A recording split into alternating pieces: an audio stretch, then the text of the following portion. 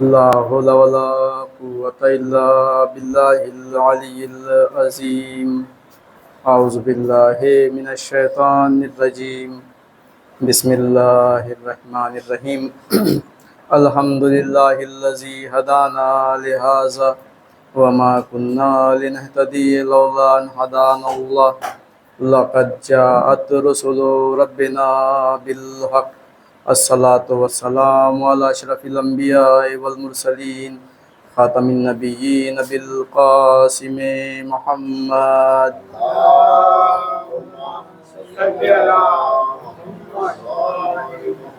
وعلى آل الطيبين الطاهرين المعصومين ولعنة الله على أعدائهم أجمعين من يومنا هذا إلى يوم الدين. أما بعد فقد قال الله تبارك وتعالى في القرآن الكريم. بسم الله الرحمن الرحيم. إن الدين عند الله الإسلام. صلوات پڑھیں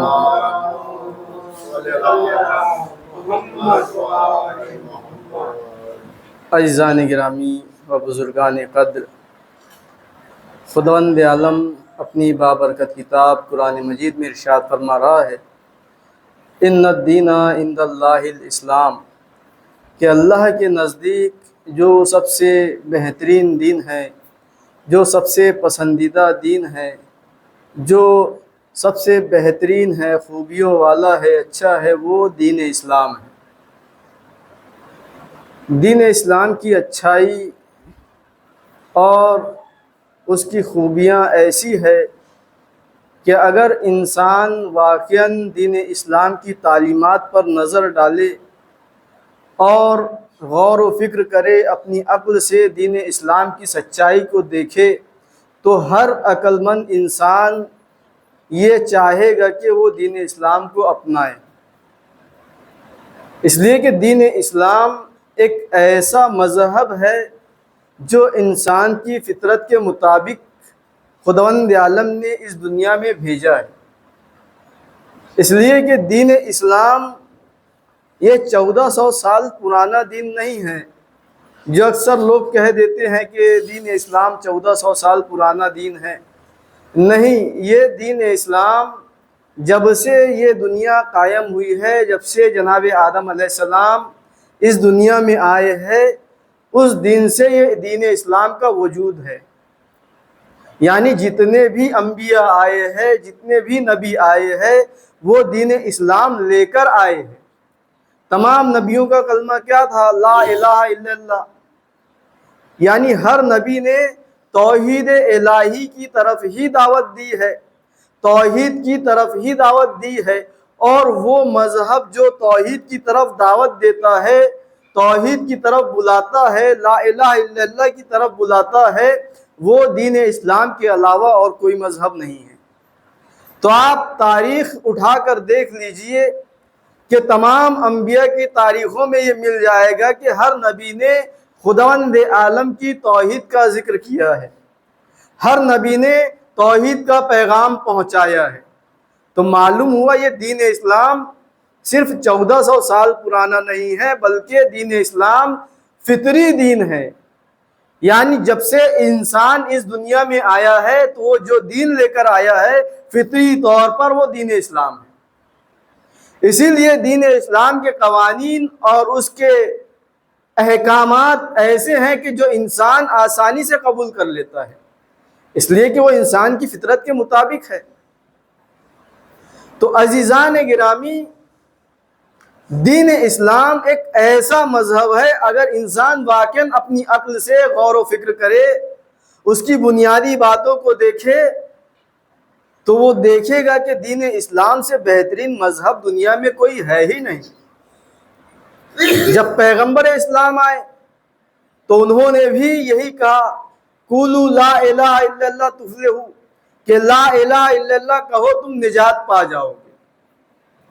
تو عزیزان گرامی، یہ لا الہ الا اللہ میں اتنی طاقت ہے، اتنی قوت ہے کہ جو شخص سچے دل سے خلوص نیت کے ساتھ کلمہ لا الہ الا اللہ کہہ دے تو وہ دنیا میں بھی کامیاب ہے اور آخرت میں بھی کامیاب ہے۔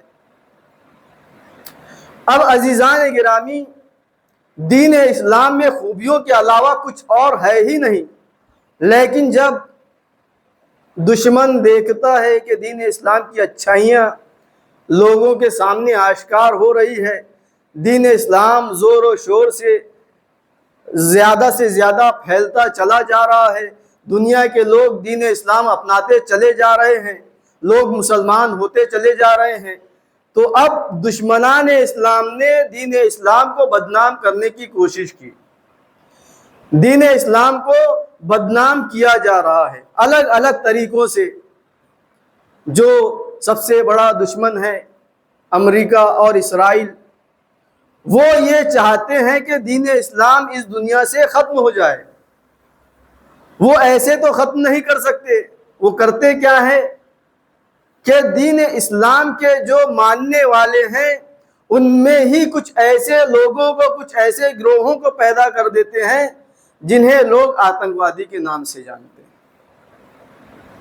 ٹیررسٹ کے نام سے جانتے ہیں۔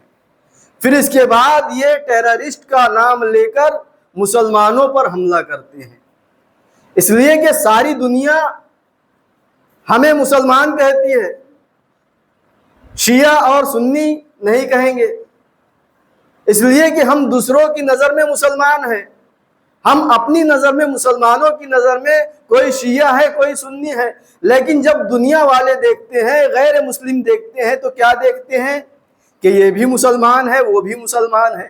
تو جب دیکھا کہ یہ مسلمان ہے اور امریکہ نے جو کہہ دیا، پوری دنیا امریکہ کی بات مانتی ہے، اسرائیل کی بات مانتی ہے، اب اگر امریکہ کہہ رہا ہے، اسرائیل کہہ رہا ہے تو ان کی بات سچ ہے، لہٰذا یہ مسلمان صحیح نہیں ہے۔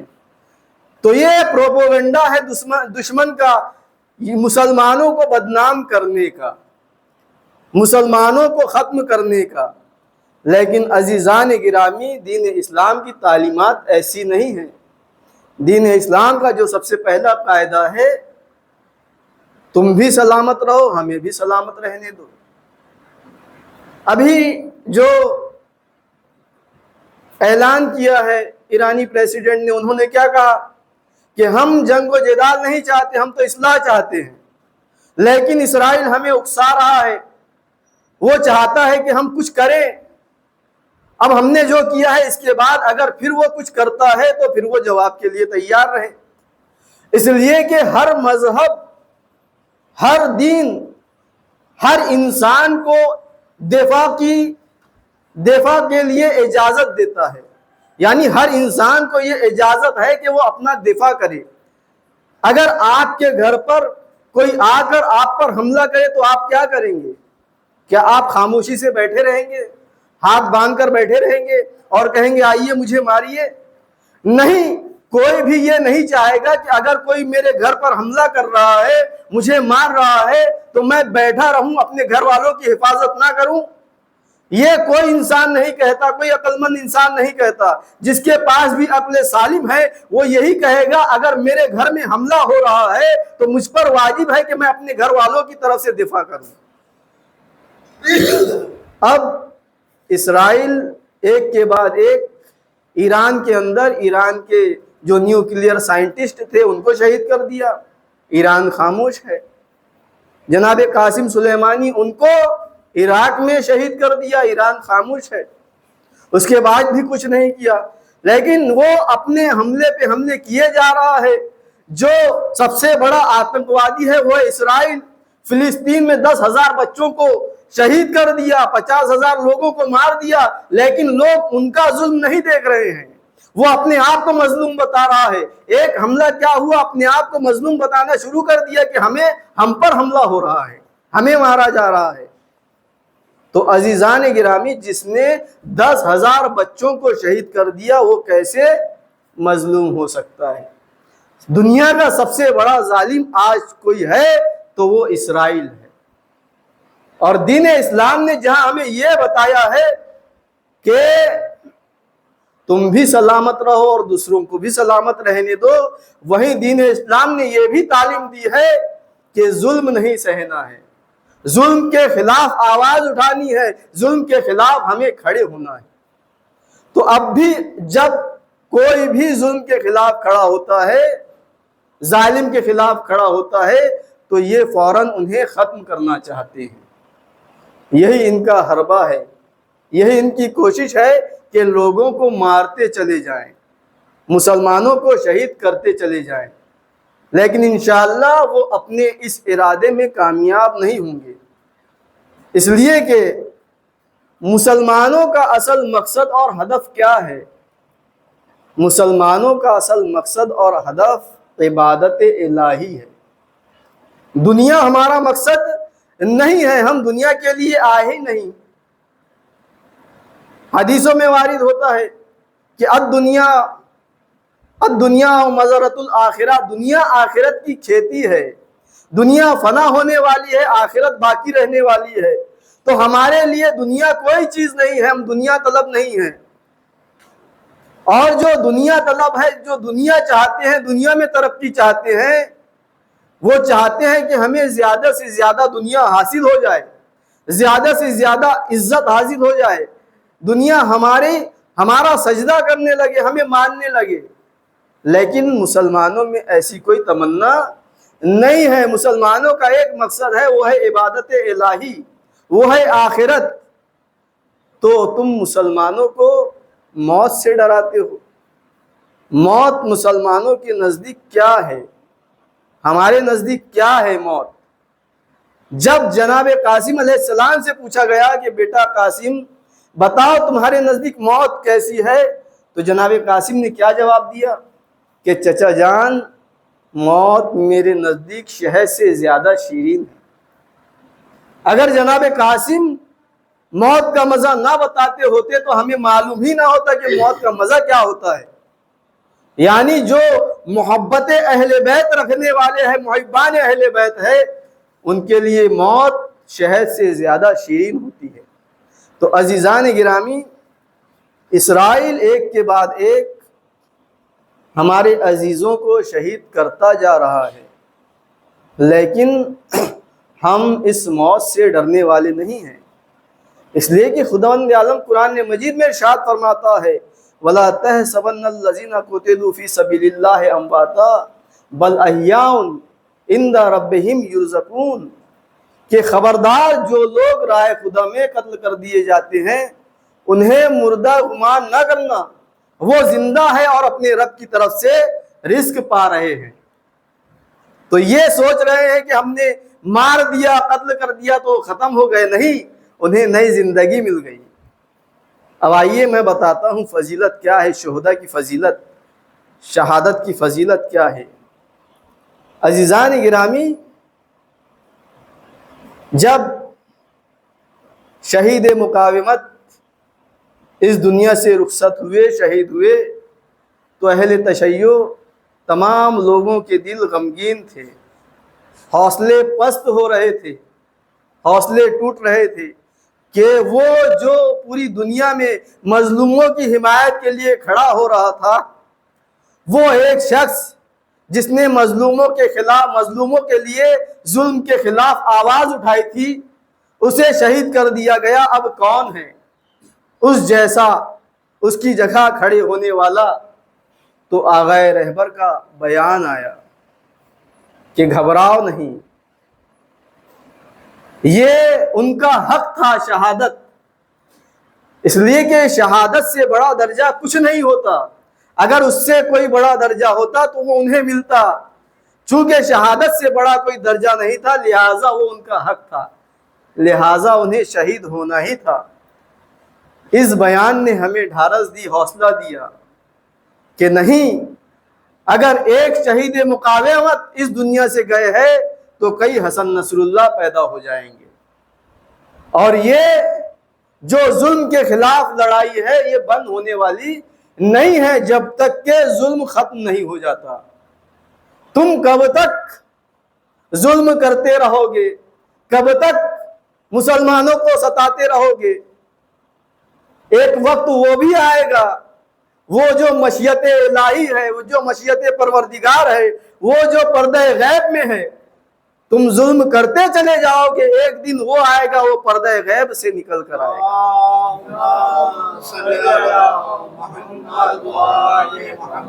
اور تمام ظالموں سے ایک ایک کر کے مظلوموں کا بدلہ لے گا۔ سب سے بڑھ کر مظلوم حسین علیہ السلام کا بدلہ ہے، ابھی وہ بدلہ بھی باقی ہے۔ جب امام آئے گے تو وہ بھی بدلہ لیا جائے گا۔ صلوات پڑھیں محمد والے۔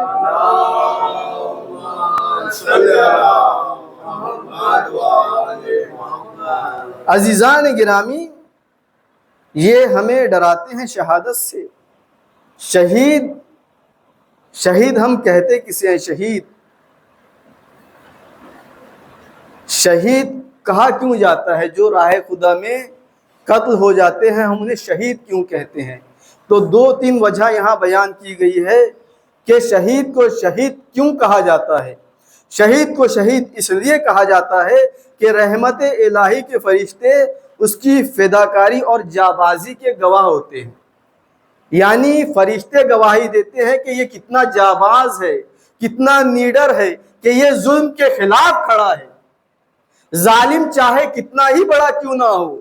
آج پوری دنیا اسرائیل اور امریکہ کو سپر پاور مانتی ہے، لیکن حزب اللہ نے بتا دیا کہ یہ جو ہے یہ ان کے ایسے ہی دعوے ہیں، یعنی ان کے کھوکھلے دعوے ہیں۔ یہ جو دعویٰ کر رہے ہیں ان کے دعووں میں کوئی حقیقت نہیں ہے۔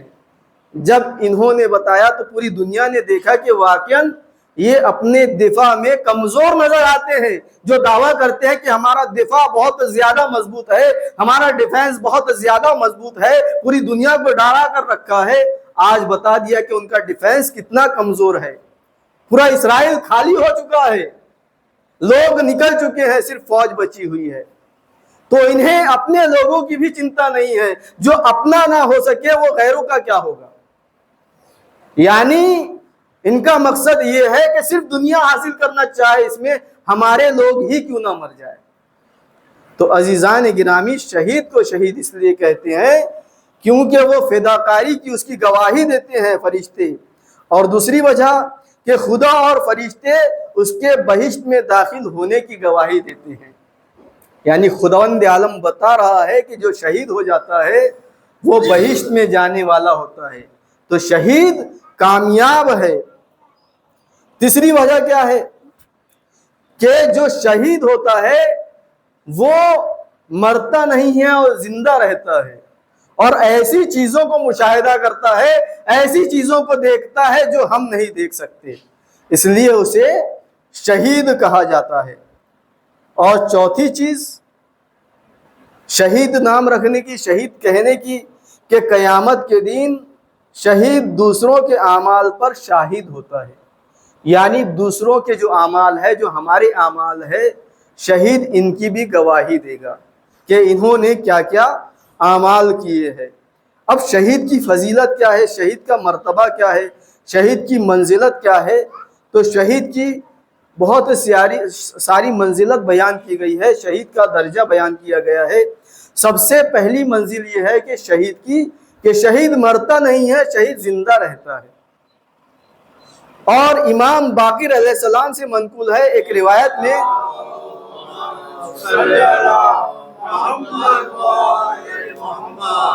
جب شہید کے بدن سے خون کا پہلا قطرہ جاری ہوتا ہے اس کے حق الناس کے علاوہ باقی تمام گناہ بخش دیے جاتے ہیں۔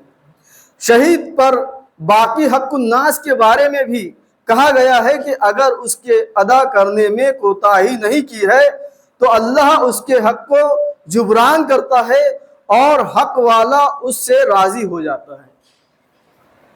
یعنی یہ فضیلت ہے شہید کی، جو راہ خدا میں قتل ہو جاتے ہیں ان کی یہ فضیلت ہے، یہ فضیلتیں بیان کی گئی ہے۔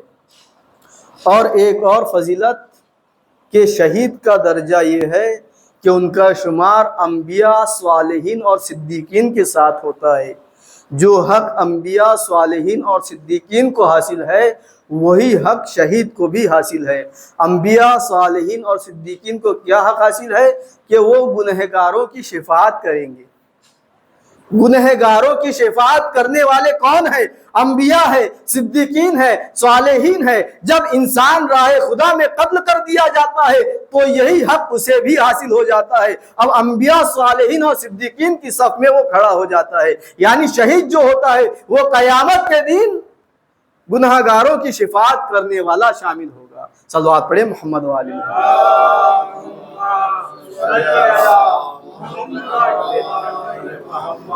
عزیزان گرامی، آپ دیکھتے ہیں کہ ہر ملک والا اپنے مرنے والے کو جو سرحدوں پر مرتے ہیں انہیں شہید کہتا ہے۔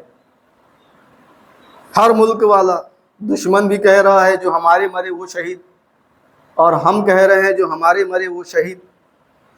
تو حقیقت میں شہید ہے کون؟ کسے شہید کہا جائے؟ یہی سوال امام کے صحابی نے ایک مرتبہ امام سے پوچھا کہ مولا، جو سرحدوں میں جب لڑائی ہوتی ہے تو سرحد کے اس پار بھی لوگ مرتے ہیں، اس پار بھی لوگ مرتے ہیں، ہر ایک یہی کہتا ہے کہ جو ہمارا مرا وہ شہید ہے۔ ہم یہ کہتے ہیں ہمارا جو مرا وہ شہید ہے، وہ کہتے ہیں ہمارا جو مرا وہ شہید ہے، لیکن حقیقت میں شہید ہے کون؟ شہید کہا کسے جائے؟ تو امام نے کہا کہ دیکھو، چاہے سرحد پر مرے، چاہے اپنے گھر میں مرے، چاہے بستر عدالت پر ہو، چاہے علم حاصل کرتے ہوئے ہو، اگر وہ مر رہا ہے اور اس کے دل میں محبت اہل بیت ہے، وہ محب اہل بیت ہے، اہل بیت کا ماننے والا ہے، اہل بیت کا چاہنے والا ہے، اگرچہ وہ بستر مرض پر مر رہا ہے تب بھی وہ شہید کہلائے گا۔ اور اگر محبت اہل بیت نہیں ہے، چاہے وہ سرحد پر قتل کر دیا جائے، وہ شہید نہیں کہلائے گا۔ صلوات پڑھیں محمد والی محمد۔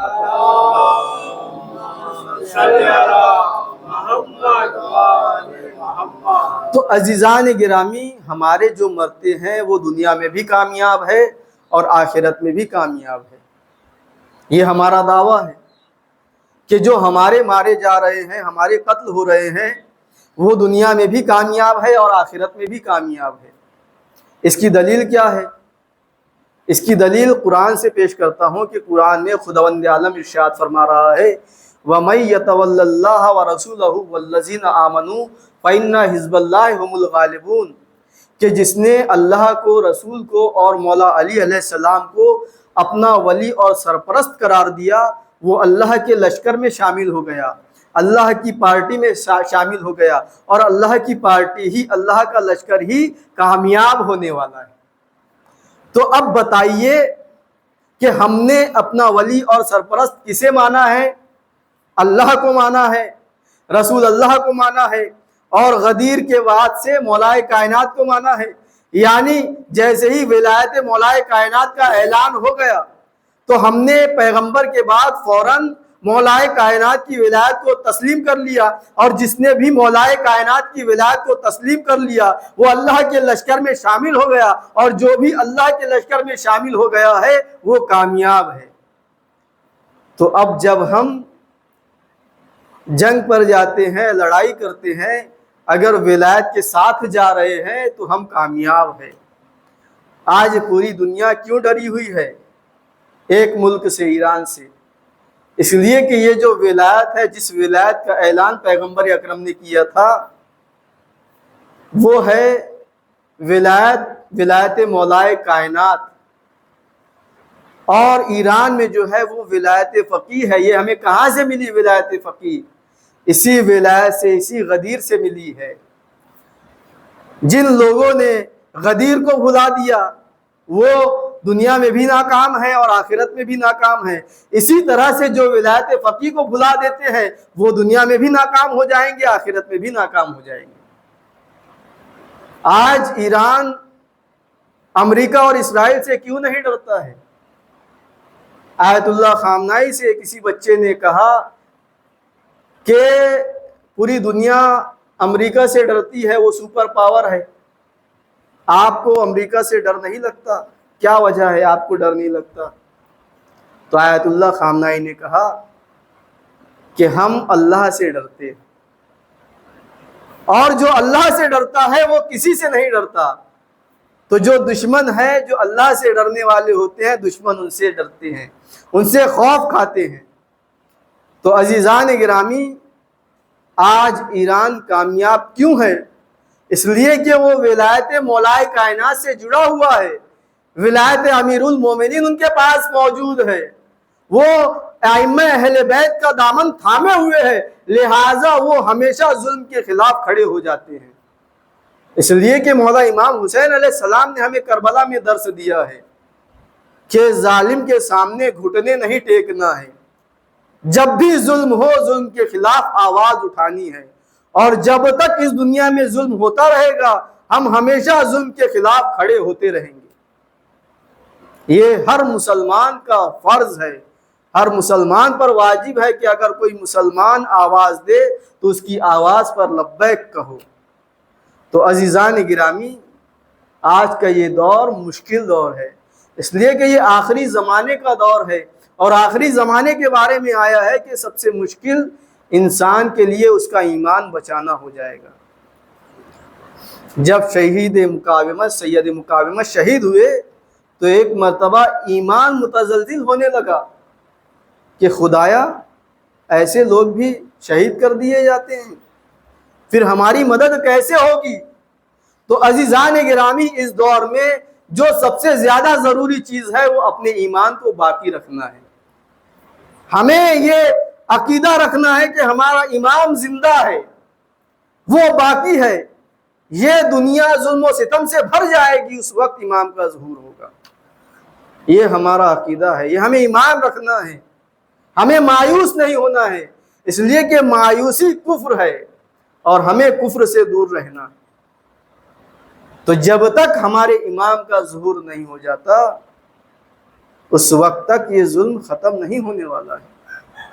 ہمیں آج سب سے زیادہ جو ضرورت ہے وہ یہ ہے کہ ہم وہاں تک تو نہیں پہنچ سکتے، لیکن ایک اسلحہ انسان کے پاس، ہر مومن کے پاس موجود ہے۔ خداوند عالم نے ایک اسلحہ ہر مومن بندے کو دیا ہے جو وہ استعمال کر سکتا ہے۔